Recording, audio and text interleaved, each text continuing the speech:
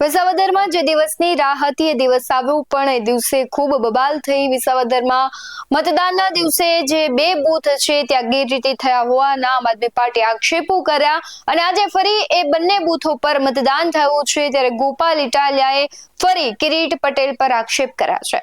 નમસ્કાર, આપની સાથે હું ભગવતી વિસાવડિયા। આમ આદમી પાર્ટીના ઉમેદવાર ગોપાલ ઇટાલિયા છે છેલ્લા કેટલાય સમયથી વિસાવદરમાં ધામા નાખી રહ્યા છે। આમ તો તે કહેવાય છે કે ભારતીય જનતા પાર્ટી પર આક્ષેપ લગાવી રહ્યા છે કે માલીડા 86 અને નવા વઘાણિયા 111 ગામમાં જે ફરી મતદાન થયું ત્યાં કહેવાય છે કે નકલી અને બોગસ મતદાન થયું હતું। તેને લઈને તેમણે ચૂંટણી પંચમાં ફરિયાદ કરીને ફરિયાદના આધારે જ આજે બંને ગામોમાં ફરીથી મતદાન યોજાયું છે। ત્યારે આજે પણ કહેવાય છે ગોપાલ ઇટાલિયા છે તે કિરીટ પટેલની ધરપકડ થાય તેવા આક્ષેપો કરી રહ્યા છે। તેમણે કહ્યું કે કિરીટ પટેલની ધરપકડ ક્યારે થશે, કારણ કે તેમના જ કારણે આ બંને બૂથ પર ફરી વખત છે મતદાન થયું છે। શું કહી રહ્યા છે ગોપાલ ઇટાલિયા તેના પર નજર કરીએ। અત્યારે હું અહીંયા ભેસાણ તાલુકાના માલીડા ગામમાં ઊભો છું। કિરીટ પટેલે લોકશાહી ઉપર કાળી ટીલી કલંક લગાવવાનું કામ કર્યું છે। કિરીટ પટેલે ગુંડાગીર્દી કરીને ચૂંટણી પ્રક્રિયા ઉપર અને ખાસ કરીને જુનાગઢ જિલ્લામાં એમાંય વિસાવદર વિધાનસભામાં કલંક લગાવવાનું કામ કર્યું છે।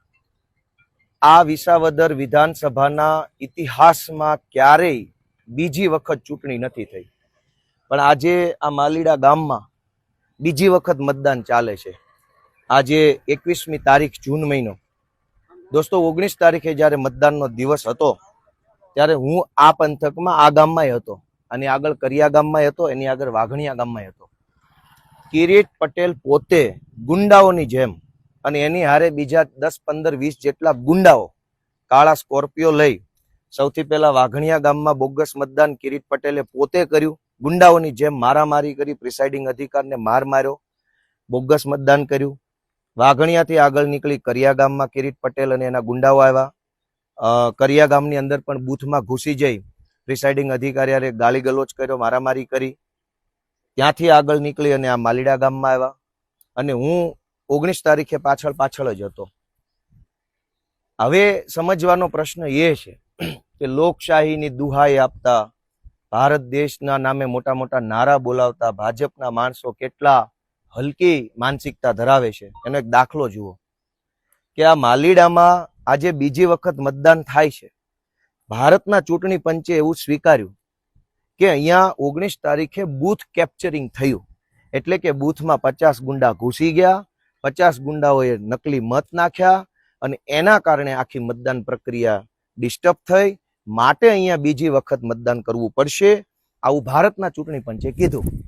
પણ જુનાગઢ જિલ્લા પોલીસે મારી જાણમાં છે ત્યાં સુધી, અત્યારે જ્યારે આ વિડીયો બને છે ત્યાં સુધી મેં બધે ફોન કર્યા, જાણકારી મેળવી, કદાચ થઈ પણ ગઈ હોય પણ મારી પાસે માહિતી નથી કે આની FIR થઈ ગઈ। ભારતનું ચૂંટણી પણ સ્વીકારે છે કે બૂથ કેપ્ચરિંગ થયું, બૂથની અંદર કેમેરા છે, એ કેમેરામાં કિરીટ પટેલ પ્રેસિડેન્ટ પ્રમુખ અધિકારીને પ્રિસાઇડિંગ ઓફિસરને મારતાય પકડાઈ ગયો છે, છતાંય FIR નથી થઈ। અને FIR થઈ હોય તો હમણાં અહીંયા અંદર બીજા પોલીસ વાળા સાહેબ બેઠા છે અને મેં પૂછ્યું હતું FIR ની કાંઈ અપડેટ છે ખરી? એટલે એને બહુ મામૂલી એવી હા પાડી। એટલે મેં એને પૂછ્યું કે નામજોગ થઈ છે કે અજાણ્યા વ્યક્તિઓ સામે?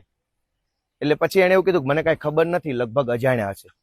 એટલે બે વાત છે, એક તો FIR થઈ છે કે નહીં એની કોઈ અપડેટ કોઈની પાસે નથી, થઈ પણ ગઈ હોય તો 100% મને ગળાઉધી વિશ્વાસ છે કે જે આ ગુંડાઓનું ટોળુંનું નેતૃત્વ કરતો હતો કિરીટ પટેલ, એનું નામ નહીં હોય FIR-માં। બીજી વખત મતદાન થાય છે પણ આ 48 કલાક થઈ હોવા છતાં FIR હજુ નથી નોંધાઈ કે બૂથ કેપ્ચરિંગ કોણે કર્યું। વાઘણિયા ગામમાં અને માલીડા ગામમાં કિરીટ પટેલે પોતે પ્રિસાઇડિંગ અધિકારીને માર માર્યો છે, મહિલાવારે ઝપાઝપી કરી છે, એ વાત CCTV કેમેરામાં આવી ગઈ છે અને છતાંય FIR થઈ નથી અને કદાચ થઈ હોય તો એમાં કિરીટનું નામ નહીં હોય એનો વિશ્વાસ છે। જો આટલી હદે ચૂંટણી તંત્ર ફૂટેલું હોય તો ભાજપના એક પણ કાર્યકર્તાએ ભારત માતાની જય બોલાવવાનો અધિકાર નથી। ભારત માતાની જય બોલાવીને ભારતની ચૂંટણી પ્રક્રિયામાં મારામારી કરતા ગુંડાઓને ભારત માતાનું નામ લેવાનો હક નથી। મિત્રો, ભારત માતાની જય બોલાવી અને ચૂંટણીઓમાં ગુંડા મોકલી ભાજપનો ઉમેદવાર કિરીટ પટેલ પોતે પ્રિસાઇડિંગ અધિકારી હારે મારામારી કરે છે। પોતે માર માર્યો છે. અને ભાજપના માણસોએ માર ન માર્યો હોત તો અત્યાર સુધીમાં FIR ને ધરપકડ ને સરઘસ ને બધું થઈ ગયું હોત. જો ભાજપ સિવાયની પાર્ટી કે અપક્ષનો કોઈ વ્યક્તિ હોત મારામારી તો આ બધા સિંઘમ ઉભા લુગડા કાઢી નાખે. પણ હવે કિરીટ પટેલે પોતે માલીડામાં આવી અને પ્રિસાઇડિંગ અધિકારને માર માર્યો છે. બૂથની અંદર રહેલા CCTV કેમેરામાં આ ઘટના આવી ગઈ છે. છતાંય તે જુનાગઢ જિલ્લાના સિંઘમમાં ગાંડુભાઈ કેમ હાલે છે? ભાજપ વાળાની ગાડી છે, લે બોલો. 2 નંબરના ધંધા કરવા હોય તો આખી ટોળકી નવરી છે. આ માલીડા ગામમાં કોકને આધાર કાર્ડ કઢાવવું છે એકે ભાજપ વાળો નહીં મળે. તો મારો વિષય એટલો હતો કે ભારતના ચૂંટણી પંચે સ્વીકાર્યું કે બૂથ કેપ્ચરિંગ થયું છે, પણ જુનાગઢ જિલ્લા પોલીસને બૂથ કેપ્ચરિંગ કરનાર ગુંડાઓ અને ગુંડાઓનો સરદાર કિરીટ પટેલ મળતો નથી. બૂથની અંદર કેમેરા હતા, કેમેરામાં આવી ગયું હશે કે કોણે આવીને કેટલી મારામારી કરી. એ વાતને આ જેટલા કલાક થયા તો પોલીસને એના હગડ મળતા નથી. કેટલી હદે તંત્ર એક તરફી કામ કરતો છે. તમે વિચારો દોસ્તો, વાઘણિયા આ માલીડા ગામ છે, આ બધા સિંઘમ સાહેબો ઉભા છે મોટા મોટા, પણ કઈ કામકાજ છે નહીં. બધું કિરીટ પટેલની ગુલામી સિવાય કઈ છે નહીં. હું બોલું, ગોપાલ ઇટાલિયા બોલે તો બધાને કડવું લાગે છે, દેશી ભાષામાં વહમું લાગે છે. ગોપાલ ઇટાલિયા આમ બોલે છે, તેમ બોલે છે. અમે બૂથમાં જઈને કોઈ પ્રિસાઇડિંગ અધિકારીને લાફા નથી મારી લીધા. અમારા શબ્દો કડવા છે, અમારું કામ હલકું નથી. કિરીટ પટેલે આ માલીડા ગામની આ સ્કૂલમાં આવી પ્રિસાઇડિંગ અધિકારી મહિલાઓની હારે ઝપાઝપી કરી લીધી. CCTV કેમેરામાં છે. ચૂંટણી પંચ છે એ ધૂતરાષ્ટ્ર બની ગયો, એને કઈ દેખાતું જ નથી. આંખે અંધાપો આવી ગયો છે. 2 તાળા આવી ગયા ચૂંટણી પંચને. બીજી વખત ચૂંટણી થાય છે પણ આરોપી નથી ખબર પડતી કોઈને.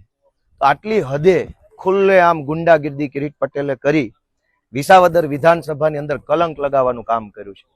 આ વિસાવદર વિધાનસભામાં કેશુ બાપા જેવા, રત્ના બાપા જેવા, પોપટ બાપા જેવા, કુરજી બાપા જેવા સન્નિષ્ઠ આગેવાનો આ પંથકમાંથી પેદા થયા અને જનતાનું નેતૃત્વ કર્યું. આ તમામ આગેવાનોએ આ જનતાને બળ આપ્યું, હિંમત આપી, મદદ આપી. અને જે ધરતી ઉપર કેશુ બાપા કે રત્ના બાપા કે કુરજી બાપા જેવા આગેવાનો, એ ધરતી પર આ કિરીટ જેવા ગુંડાઓ આવ્યા. એટલે કેટલી હદે પતન થયું હશે વ્યવસ્થાનું, એ તમે વિચારો, ન્યાય નિર્ણય કરો. પરિણામ જે આવે તે. સૌને ભારત માતાની જય.